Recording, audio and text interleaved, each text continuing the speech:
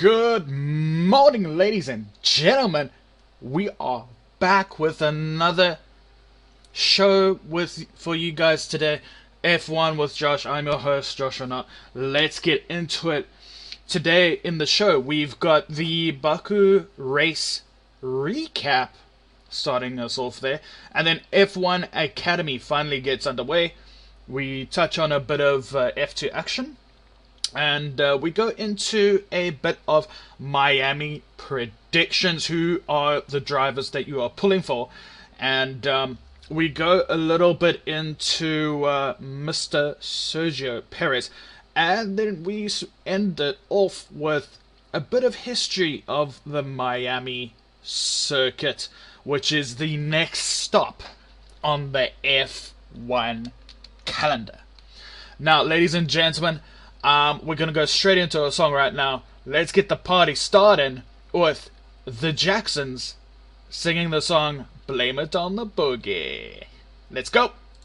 You are now listening to SFCP Radio, where we gap the airwaves. And there we go. Two absolutely amazing songs for you guys to kick the show off, because that's how I do. Okay, so the first one there was the Jackson 5 with their song Blame It on the Boogie. And then we had Acapella Kids. I'm sorry, I can't stay away from the acapella music, man. It's in my soul. But anyway, Acapella Kids there with that, I believe it's an Aretha Franklin song. And the song right there. And I am telling you, I think I'm actually wrong. It's actually taken from the Dreamgirls, actually, the movie Dreamgirls. So yeah, hope you guys enjoyed that. Now, guys, please make sure you have a cup of coffee. I got my coffee right here. It's just about empty, which makes me very sad, but it's fine. It's okay. We'll get through this together. Okay, I'm here for you, man. I'm here for you. Okay, so, ladies and gents, also make sure you got a snack, because this is going to be a doozy, man. Okay, first up, what can we say about Baku? Look, it was an uneventful race, but we got some spiciness. We got some battles that we wouldn't normally see. So let's just pop into that information, you know. Okay, let's see here. Okay, so Azerbaijan Grand Prix. Okay, let's just go. Oh, there we go. Okay, so in first position from the results for yesterday's race, we had one Mr. Sergio Perez getting the W there over his teammate Max Verstappen in second. Sergio Perez, what do I need to say? What else do I need to say? If you listened to my show last week, I actually predicted that Sergio Perez would beast it and take the win. So I'm glad that I got that right. At least that's the only prediction I did get right, to be fair. So yeah, I did predict, I think, that both Red Bulls would be in the top three, I think. I don't remember. I'm gonna have to go look it over again. But yeah, so Sergio Perez in first, Max Verstappen in second, Charles Leclerc. Ladies and gents, Charles Leclerc, sire, take a bow. Fantastic scenes. He has had so much hardship over this season and the previous season. He is finally showing what he can do. And both Ferraris in the top 5. So that is amazing stuff to see. And yeah, getting into third there for his first podium of the season. Absolutely amazing. And then so he's in third. Fernando Alonso of Aston Martin getting into 4th place, just missing out on a podium, but still the oldest driver on the grid, but still showing so much pace. And then we got the second Ferrari of Carlos Sainz Jr. And then we got Mr. Lewis Hamilton in 6th. Lance Stroll in the top 7. It's interesting. It's interesting because now we are seeing both Aston Martins regularly in the top 10, which is phenomenal. It's phenomenal. I love it. I love it. I love it. And we got George Russell in the second Mercedes in 8th. Then we got Lando Norris. Lando Norris up into 9th with 2 points from that race. And then Yuki Tsunoda. Yuki, my brother, take a bow. Take a bow. Yuki is showing what he can do in that AlphaTauri. I think there's definitely more to come from Yuki Tsunoda and AlphaTauri. I definitely think so. I'm sad that Nick De Vries in the second AlphaTauri is not doing that great. I don't think he's finished a single race yet, which is concerning. So it's just a bit of consistency, getting a bit of consistency, and then getting some pace. Because I mean, we've seen him he can be very quick. He just needs to get to grips with that AlphaTauri. Okay, and then just missing out on the points is Oscar Piastri in the 11th, and then we in 12th Alex Albon, a decent race for him. Kevin Magnussen finally outracing his teammate in Nico Hulkenberg. 14th Pierre Gasly, 15th Esteban Ocon. What can I say about that? It seems like Alpine are struggling a little bit. Yeah, I think Alpine are struggling just a tiny bit, but we got Miami coming up next, so I hope they do well there. And then in the 16th we have Logan Sargent, outdriving Nico Hulkenberg, Valtteri Bottas. So yeah, absolutely amazing. He's also, remember, he's still a rookie. He's still in his first season, so the fact that he's outracing the likes of Nico Hulkenberg and Valtteri Bottas, that is amazing. Amazing scenes. I'm not going to say anything about Alfa Romeo because I know they are busy they are currently in a rebuilding phase right now, in anticipation for that what's the word? For that Audi sponsorship that's coming in. So yeah, we are definitely very happy with that. Not as hectic as Australia, which is good. Very, very good. From the bit that I saw, from the bit of the F2 race that I saw, quite a bit of stoppages there. A few red flags to speak about, which we'll get into a bit later. So yeah, let me just see if I can grab the standings.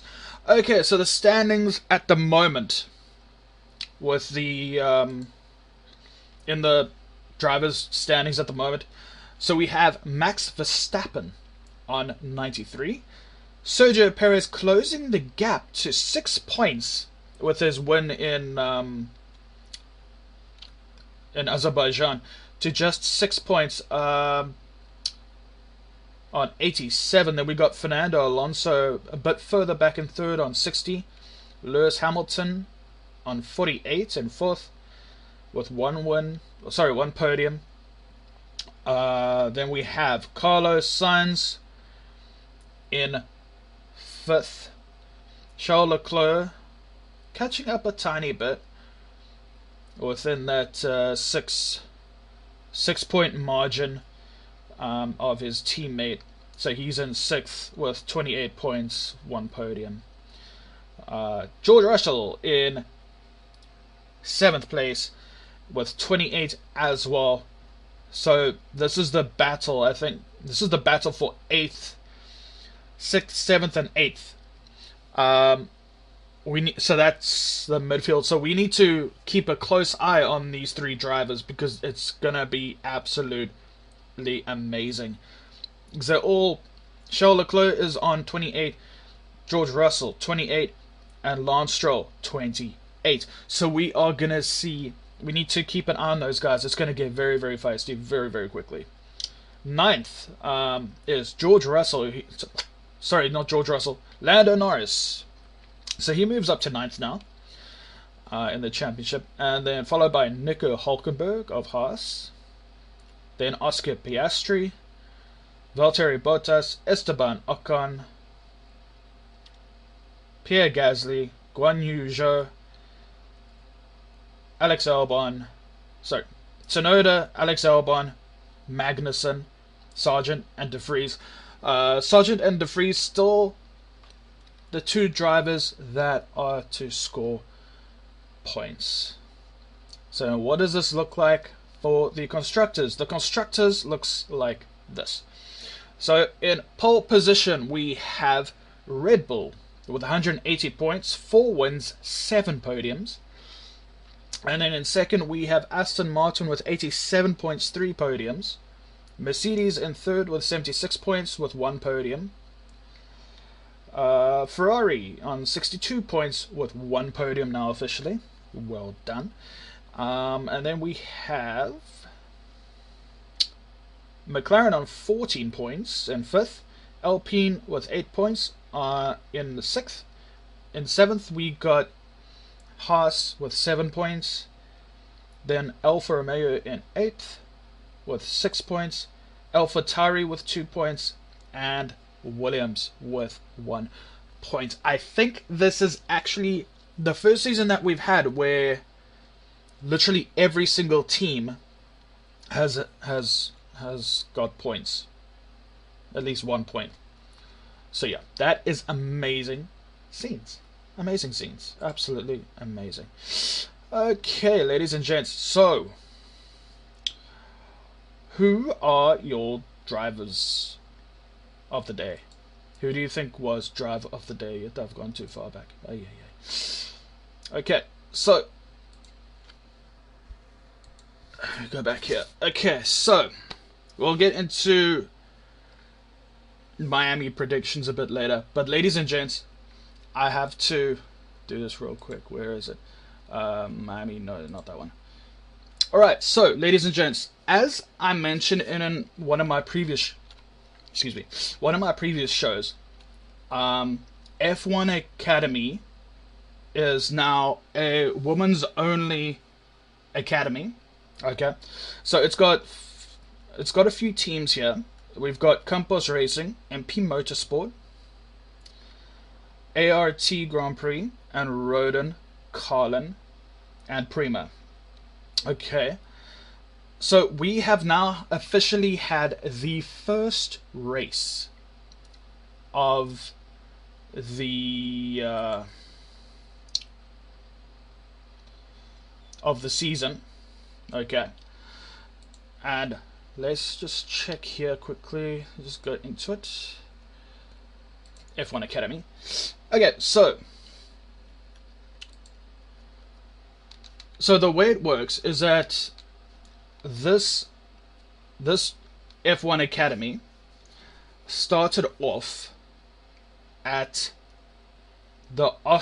at Red Bull Ring. So we are going to look at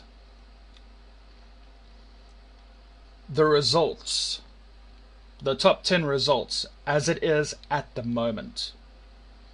Okay, let's just make sure that I have the right information here, which I do, looks like. Cool. Okay, So I'm not really sure how the point system works yet, because this is literally the first race in the F1 Academy series. So yeah, let's go from top to bottom. We've got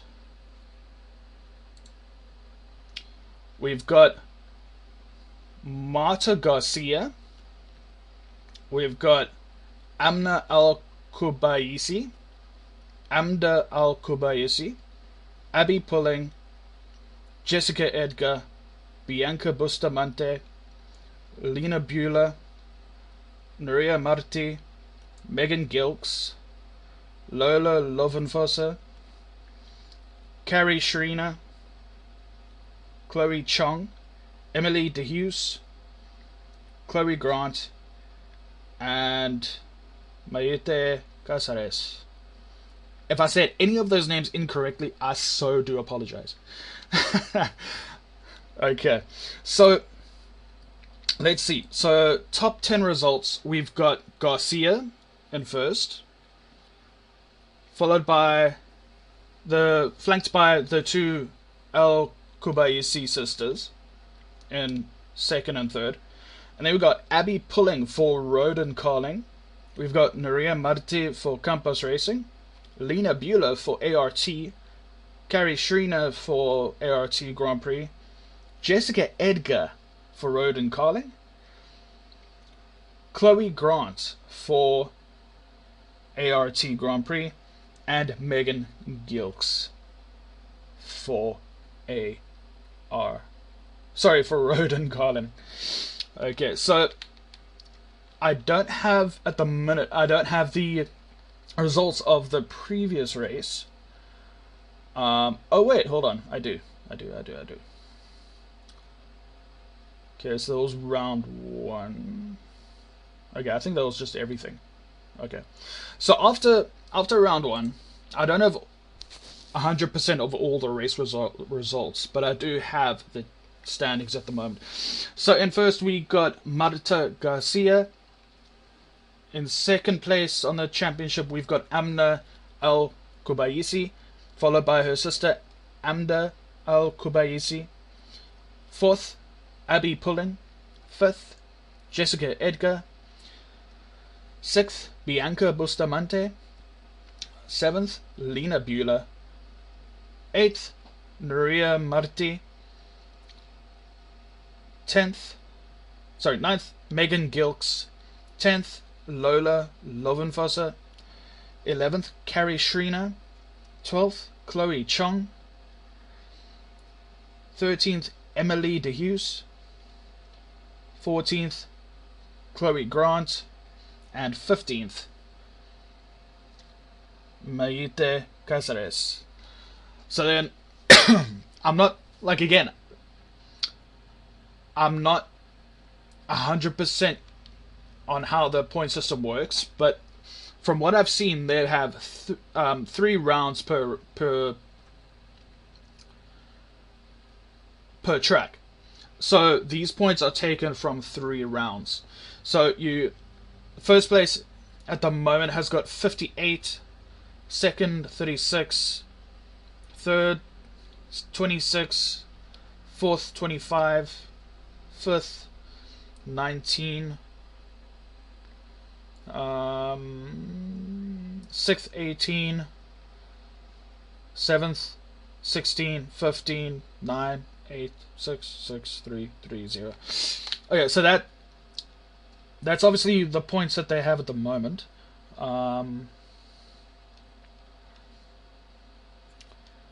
Yeah, there's been no update as of yet as to how many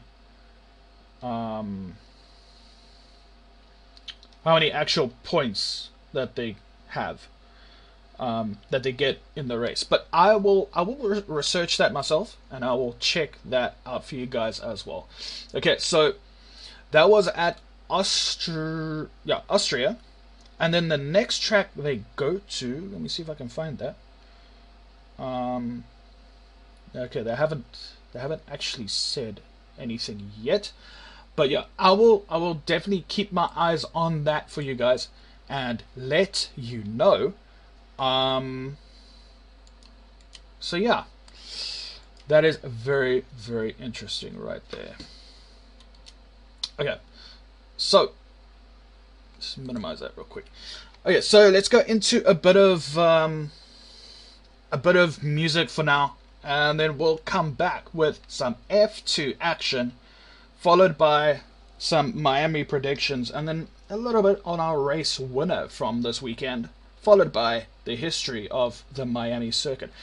You are now listening to SFCP Radio, where we gap the airwaves.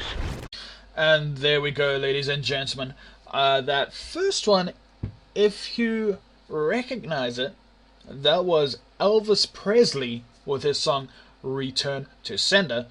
And then that next secondary song right there was the song Cuando, Cuando, Cuando by Michael Bublé featuring Nelly Furtado. When I said it was a mix of old school with new school, I wasn't kidding. I was not kidding. But yeah, no. Ladies and gents. So just to go back quickly to the Baku before we move to the F2. So this weekend was the first weekend we had a brand new setup. We had one practice session. Okay, and then we had qualifying for a sprint race that was on Saturday. That actually turned out quite nicely and nice and spicy. About a 17-lap race, very, very nice.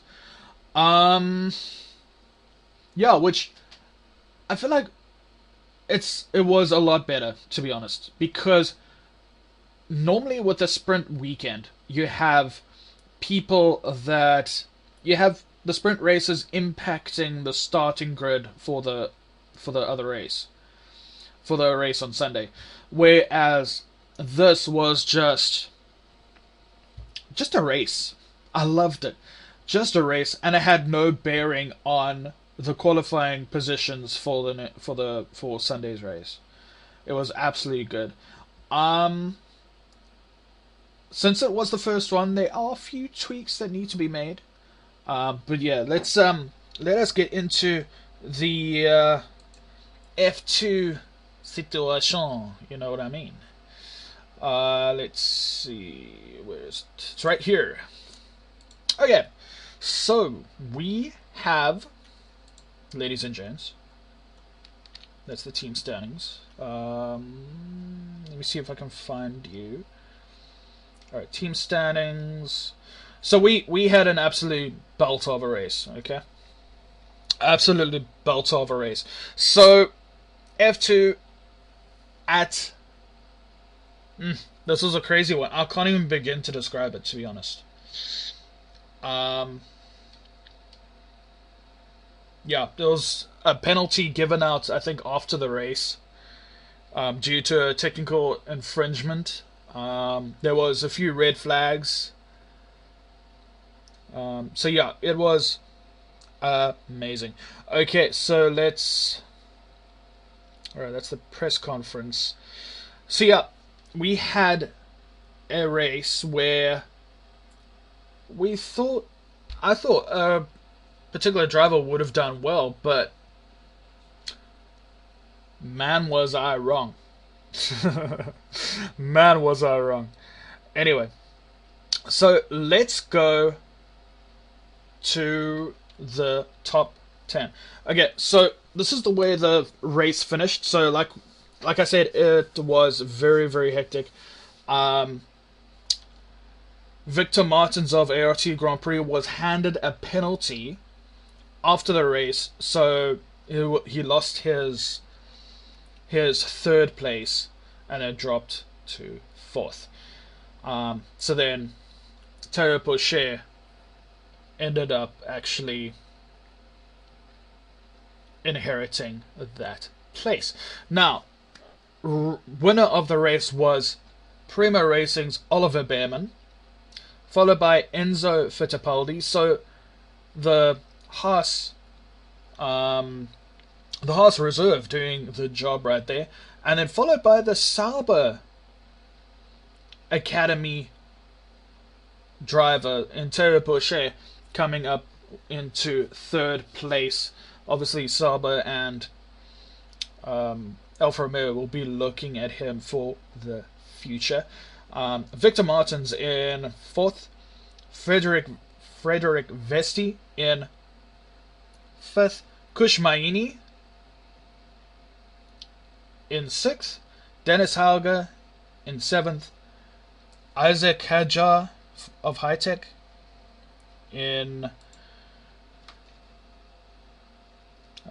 eighth right there, and Isaac Hadjar as well got fastest lap of the day. Amazing scenes there. And then we have Richard Vasseur into ninth, and then Jack Crawford for Hitech in 10th. So that is how the drivers look at the moment coming out of that. Let's go up into the other craziness, which is known as the F2 standings. Okay, so as it stands at the moment, Théo Pourchaire moves 2 places up into first. Frederick Vesti maintains second place. Ayumu Iwasa had an absolute shocker of a weekend, finishing more towards the back end of the grid, so he dropped 2 places to third. Oliver Behrman, take a bow, sire, who's actually a rookie, moved up 9 places. So 1, 2, 3, 4, 5, 6, 7. Okay, so he was not even in the top 10. So he's moved up 9 places to 4th. Kush Maini, also a rookie, moved up 2 places to 5th. Dennis Hauger moved up 2 places to 6th. Arthur Leclerc dropping 2 places. Ralph Bachung dropping 4 places to... Sorry, Arthur Leclerc is 7th and Ralph Bachung is 8th. Jehan Daruvula had a bit of issues early on, so he dropped to 9th, dropped 3 places, and then that second place for Enzo Fittipaldi moves him up 10 places from 15th to 10th. Nice 31 points there for him. So yeah, so that's the driver standings. So let's go see what it does to the team standings. So the team standings look like this. Primo Racing move up 2 spots to first with 101 points. Dams lose ground a little bit, dropping down by 1 point, dropping down by 1 place to second, and then ART also dropping down to third, followed by Campus in 4th, MP Motorsport in 5th, Roden Carlin in 6th, 7th is Hitech Pulse 8, 8th is Van Amersfoort Racing, dropping down a bit because Hitech overtook them. 9th is Invicta Virtuosi Racing, in 9th, and then 10th is Trident, and then bringing up the rear is PHM Racing by Charouz in 11th at the back there. So yeah, as you can see, it is goodest, man. Okay, so the next track for the F2 guys is they're going to Barcelona actually, and that is from the 10th to the 12th of May. And yes, we're looking forward to some good action there, some good action. So yeah, now we head into a bit of the show where we do predictions. Okay, so predictions. So we've seen the Miami track so far, okay, and the layouts, and so who are your predictions for this Miami circuit? Now, I don't know what to think about it, because it's a confusing one, because it's similar, a little bit similar to Saudi Arabia, because some corners flow nicely, others are like sharp hairpin turns, that kind of thing. I don't know. I think Maxwell might take it, if I'm honest. I think Sergio will come third, and then I think maybe a resurgence from either Ferrari or Aston Martin. You know what I mean? The reason I say that is because Aston Martin, all right, they've are consistently putting both cars in the points, but I don't think, from what I hear, the chatter I hear at the moment, I don't think Lawrence Stroll, Lance's father, is happy enough with the results, which kind of confuses me a little bit. But yeah, I mean, you got a driver that's quick in Fernando, and Lance Stroll. Actually, let me touch on Lance Stroll for a bit. That pass on Alex Albon, where did that come from? Lance Stroll, sire, take a bow. I saw that pass you made. Very, very spicy. I love it. Now, where I would like more of that, please. More. Yes, I want more passes from you, man. Anyway, I think we. I don't know. I want to put Lance P4, but I'm not convinced. I think maybe Sainz P4, and maybe like Russell P5. I'm not sure. I don't know. I really don't know. But let us go. We're gonna go all the way back here. So, oh wait, that's not the right one. Oopsies. So we gonna go and find out a little bit more about the Miami circuit that we're going to this weekend. Okay. So the Miami Grand Prix at the Miami International Autodrome made its long-awaited debut on the F1 calendar in 2022. The inaugural, that's a fun word. The inaugural Miami Grand Prix took place around the Hard Rock Stadium in May 2022. After years of speculation, Formula One finally raced in Miami for the first time in May 2022. The addition of the Miami Grand Prix means that F1 will now race twice in the United States in 2022. The United States Grand Prix will also take place at the Circuit of the Americas in Texas in October. It will be the first time two races have been held in America in a single season since 1984, when the Grand Prix in Dallas and Detroit were held back to back in the early summer. Formula One's Miami Grand Prix takes place in Miami Gardens, around 25 kilometers north of downtown Miami. The temporary 5.4 kilometer Miami International Autodrome runs around the Hard Rock Stadium, home of the Miami Dolphins. The 19-turn circuit is driven at an average of 220 kilometers per hour. So there we go. And that's just a little bit about the driver, the track that we're going to this week. So yeah, it's gonna be very, very interesting. Let me just see if I can get my other. Here we go.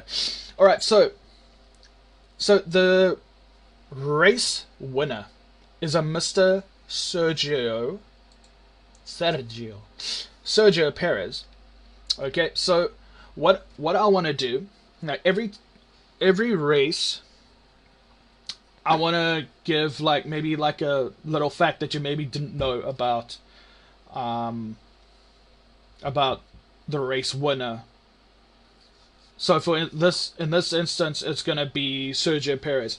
But then if Max is gonna win most of the races, it'll be kind of, it wouldn't be good just to do the race winner. Otherwise, we're just gonna hear about Max the whole time. So what I'm gonna do, every week I'm gonna go down the grid, depending on who wins. Okay. All right. So Sergio Perez began his karting career at the age of 6 in 1996. No, wait, that is too far back. We need to skip ahead. Skip ahead.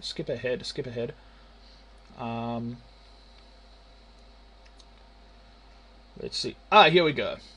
Okay, so back in the day, in around 2010, Sergio Perez's first team was Sauber.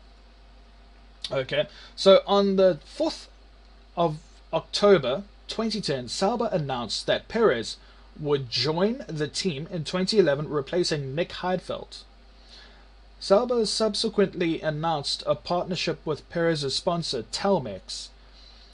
He became the 5th Mexican driver to compete in Formula One, and the first since Hector Rebaque, I'm so sorry if I butchered that name, competed between 1977 and 1981. He also became a member of the Ferrari Driver Academy scheme in October 2010. Perez finished 7th in his first race at the Australian Grand Prix, impressing observers by stopping to change tyres only once,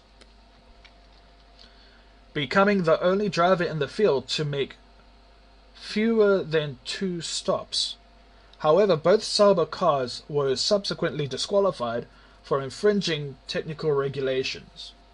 He failed to repeat the result in Malaysia, where body parts flew off Sebastian Buemi's Toro Rosso car and into the electrical system of Perez's Sauber, forcing his retirement.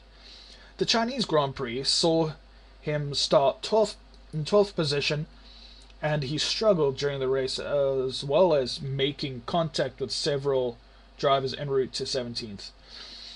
He followed that up with a 14th in Turkey, before a 9th place finish in Spain, ahead of teammate Kamui Kobayashi in 10th, to take his first ever Formula One points. During the third part of qualifying for the Monaco Grand Prix, Perez lost control of his car upon exiting the circuit's tunnel section, swung to the right and crashed into the barrier, before sliding across the chicane and hitting the Tech Pro barrier with a heavy side impact. He was seen holding his hands around his head in an attempt to protect it, as before the final impact, the session was suspended and marshals and medical personnel extricated Perez from his car. Okay, so that's just a bit of insight to Sergio Perez. But Sergio Perez has started out at Sauber. Okay, let me just go back there. Okay, so he started out at Sauber, and then he raced there for a bit, and then he went to, where was it? He went to Force India after that, I believe, wasn't it? But yeah, Force India, and then that turned to Aston Martin, and now he's at Red Bull. So yeah, it obviously. Sorry, he went to McLaren as well. My goodness gracious me. Okay, so he went to McLaren for 2013. He wasn't there for very long. Yeah, it wasn't a very good time for him in 2012. He went to McLaren.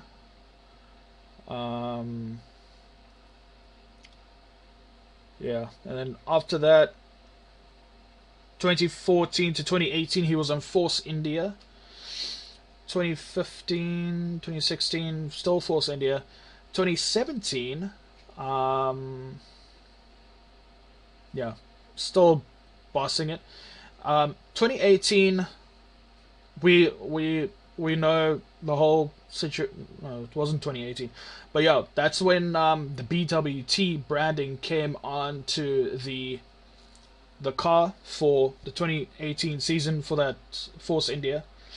That he drove alongside Esteban Ocon, actually. So yeah, 2019, 2020 saw him being temporarily replaced by Nico Hulkenberg because he was out due to being tested positive for COVID. So he would be replaced for a few races just so he could get